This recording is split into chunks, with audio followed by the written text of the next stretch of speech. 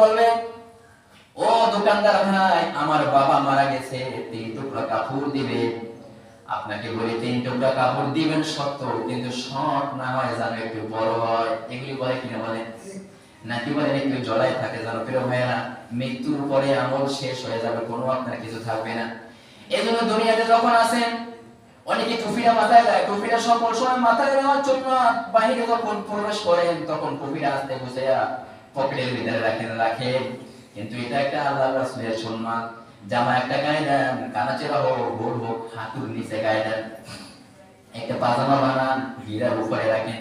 পোশাক পায়খানা করার সময় লক্ষ্য রাখেন শরীরের বিভিন্ন অঙ্গের বিভিন্ন যে পরিষ্কার পরিচ্ছন্ন আছে, 1 মাস অতিরিক্ত না হয়ে যায় লক্ষ্য রাখবেন। অনেক বেকুব মানুষ আছে, মোষ ভোট দিয়ে তারপরে মুখের ভিতরে ঢোকে, এর পিঠিতে হয় জমদের বিনা যতক্ষণ লয় অক্ষণ।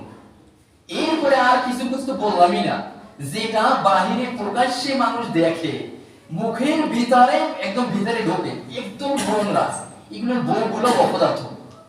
বউগুলো যেটা দেখলে যে মোষগুলো ঢুকছে মুখের মধ্যে, আলেম ওলামারা যদি দেশে না থাকতো, মানুষ যেটা একদম বেহাঙ্গা হইয়া। এইগুলি বলেই তো একদিন বলবো